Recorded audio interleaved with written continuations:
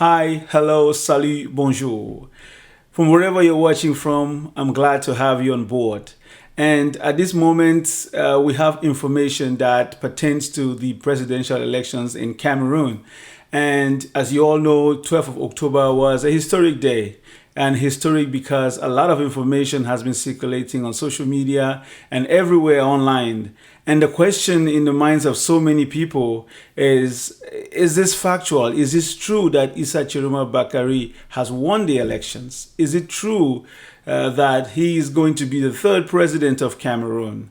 And can he even defend? Would he move to a 2D? Who is ruling at this moment? What does the law say? And why does it take 15 days for these results to come out? Like, what are the steps? What are the stakes? And why are there so many threats on reporters in terms of those that are in Cameroon talking about these elections? Like, why are there threats on them not to really talk about the projections, whereas the polls have closed and the tabulations were done?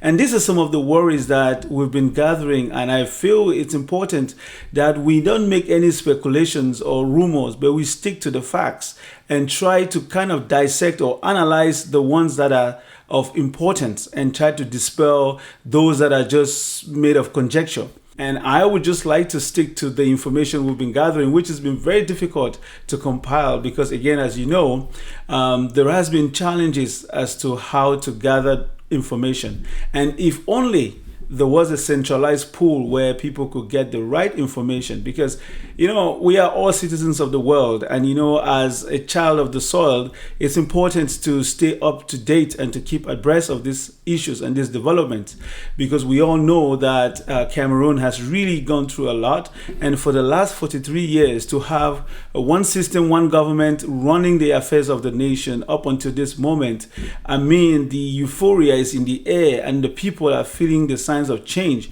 But why are they feeling the signs of change if there are others who want to maintain the status quo? And that is what is juxtaposing each other. And on the other hand, you have the people that are call themselves the opposition, but are not really fighting to make sure that there is change. They are becoming complacent. And why is that so? And also on the other front, you have some Cameroonians who don't believe that it's possible that elections can be won in that country and that there can be some meaningful change. And at this point, we can give you a few facts. Let me start with the first. Number one, the front runner, Issa Chiroma Bakari, has declared himself winner. But how did he do the declaration?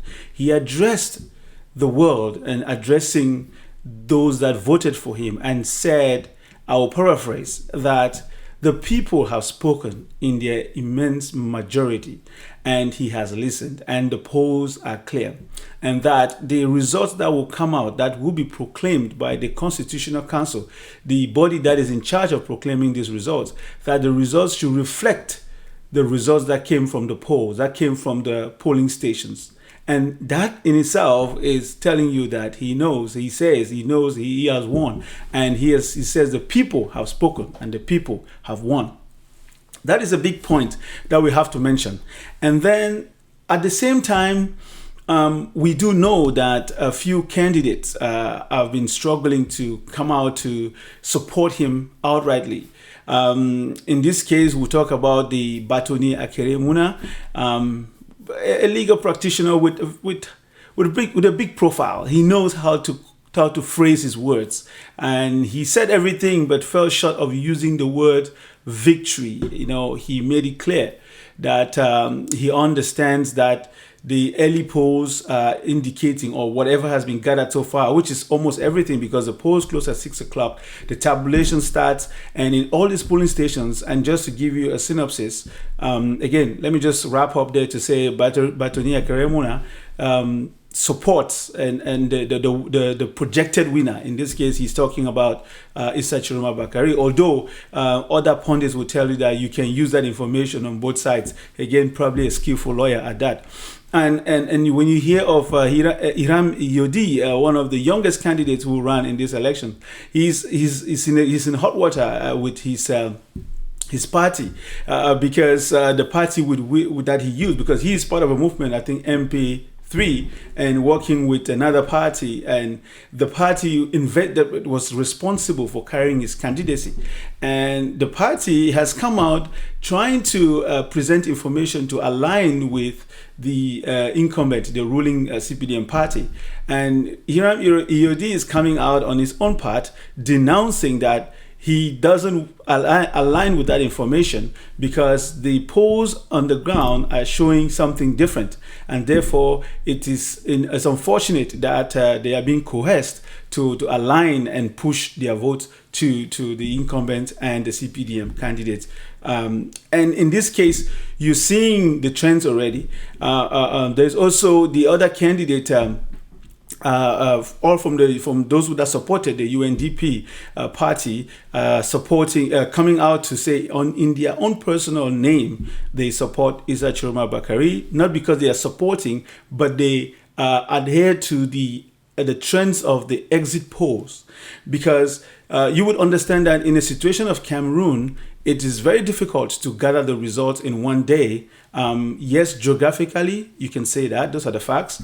But also because they have 31,000 polling stations spread across the 10 regions of the country, and from the north to the south, the east, and the west. And that, with the terrain and the transportation system and all that, it's very impossible to gather that data and transport them by road the way the system is designed based on the code, the electoral code. And abroad, they have about 120 polling stations. But here's the difference. The problem is this system has not changed, and which you would think that should have been changed in such a way that with the technology that we have today, because the incumbent had promised that by 2035, Cameroon will become an emerging country, which means Cameroon will be in the likes of, standard democracies with a lot of technological advancements. But we are already in 2035. It's just 10 years away. But the groundwork is not yet done for that system to even have a digitalized system of transmitting data that comes from electoral commissions, which is very challenging to understand, because how come paperwork has to be carried along? And again, they will tell you based on the system that representatives from the different political parties and those that are observing the elections are supposed to sign off manually, and that signature is usually at the back of this particular report, which they call in French procès verbal. And that document, which will just say minutes of the election report, as you will call it, simple.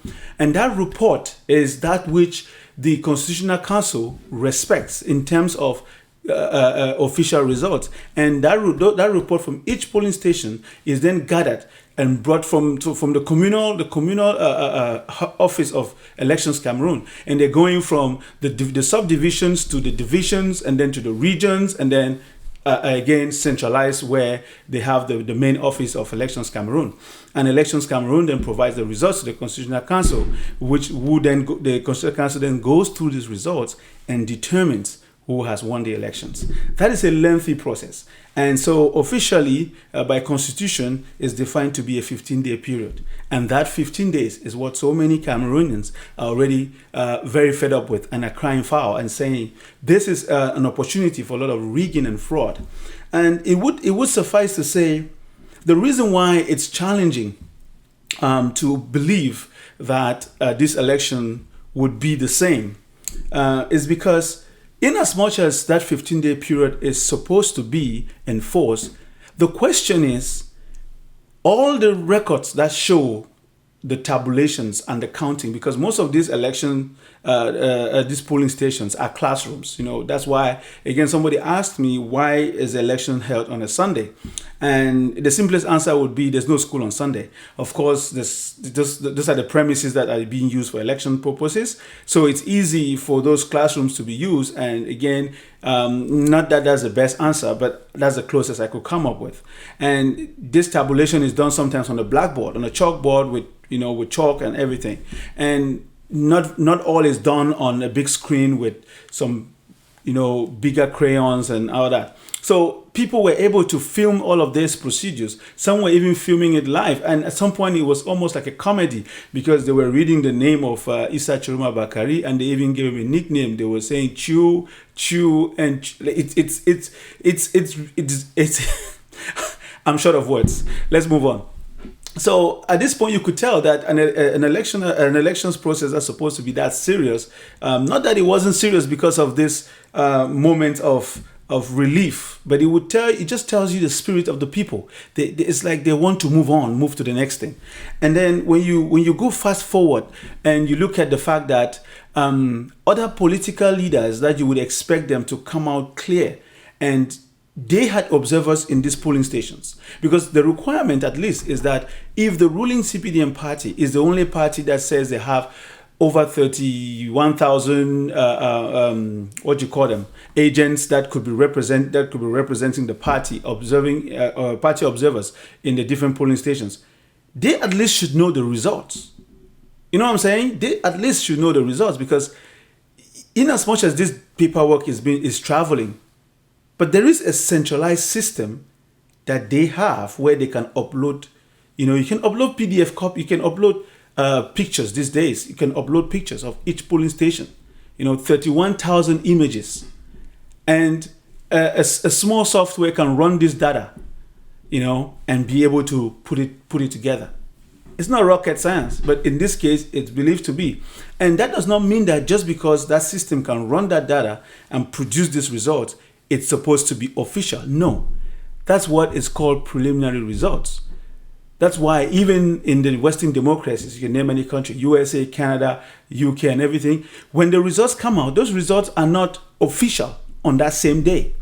The reason people celebrate on the same night and the results come out, and you see leaders come out and congratulate their opponent, is not because that result is official. It still has to be certified. But the results are coming because they still we have some but they could still have some counts, recounts, in some particular what they call like tight races, where somebody is winning by maybe, the law says it, maybe fewer than 30 votes, 40 votes, and so on. So the process is very robust. It's clear.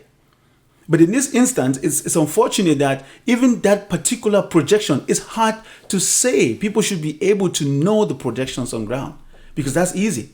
That's the information. And then, but what then the electoral board would do, Elecam, is about making sure that there's no discrepancy in those results, which again, they would have gone through it with a fine-tooth comb to be able to show that, okay, we know that from this polling station, this candidate won, this polling station, this guy, and then tabulate it. The trend should be there, and that's why there's so much anxiousness, and people are not really feeling it, and they're a little bit upset that they're not able to have that kind of communication come through. There's no Elecam is trying to produce results.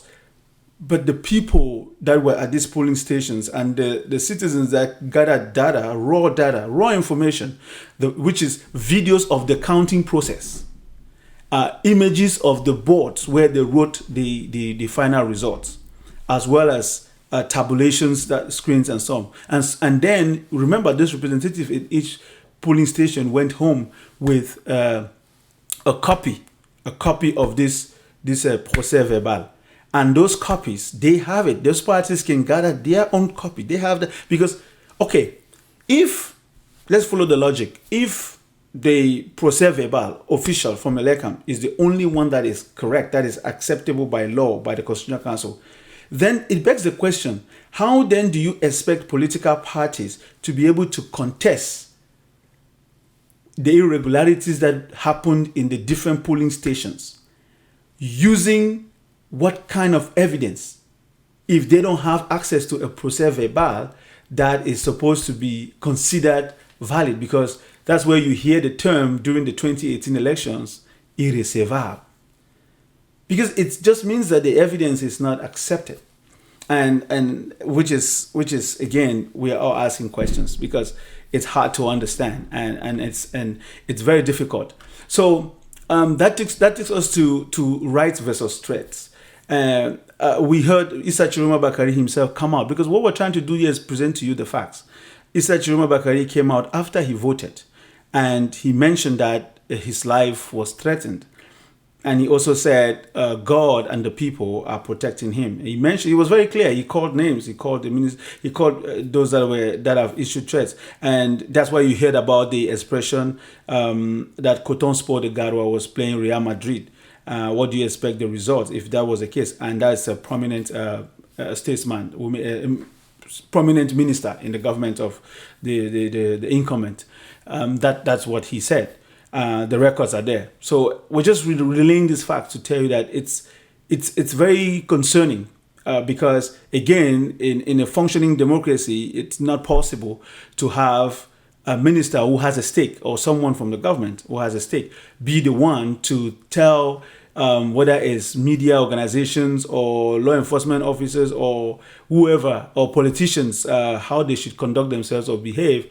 Maybe, again, giving a colorful comment about the conduct of the elections or to say how the elections were going on in the country. I mean, on a personal note, yes, but in an official capacity, you can tell the difference because they have a vested interest. You can't be a referee and a player at the same time. Definitely the Constitution of Cameroon guarantees freedom of expression and the right to participate in public affairs, and that's Article 19. So this is not something that people should be worried about. And then the role of evidence and social media. You see, social media has become a battlefield, and it's very important for us to highlight that these days it's not possible to do the things that happened in 1992. And even 2018, a lot has evolved since then. There's a DISO app, there's a DISO system platform that was put up by some very talented Cameroonians and a big team that gathered compiled information, and that information was coming out as raw data, and that's why they're able to tell, like I told you, that when you have enough people on the ground in the different polling stations, you can gather raw data, and that's a raw data that has been projected as showing the trends to the front runner being almost the winner, and again in this case it's all projections because it's going to be a difficult one. The next 2 weeks are going to be a difficult one because it's already showing. Because, again, all we can say for the purposes of the civic education, because this piece, big disclaimer as always, is a civic education piece. It has nothing to do with the politics of choosing sides. It's more about making sure that citizens that you are and everybody else that is involved should understand that you need to verify information before you share. You need to make sure that it's accurate. And you need to be very careful not to fall into some form of propaganda, because if you can't really verify your sources, you should be careful as to what you say. And then you have to keep records, which means that if something that you come across is important and true, you should keep a record because it will be important for you to use it to prove. And people have to submit evidence properly. And all the irregularities that were found, I know there's a video that was even circulating of some transaction being done by some personality and an Elecam official. Again, those kinds of things, you need to document it and be ready to defend, even though, again, somebody will say you have the proof, but there's impunity. People still trample upon their rights, and that's unfortunate, and that's very unfortunate. And almost wrapping up here, we'll talk about citizenship beyond voting.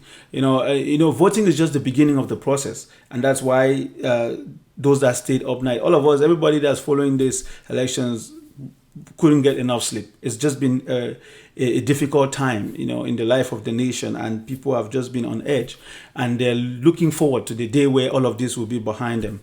And hopefully that day is, I think, October 26th, October 26, 27, 28. I think it's between those 3 days, but most likely, and they might take everyone by surprise. You never know. The Constitutional Council can convene. It says at least within 15 days. Doesn't mean it will happen on the 15th day.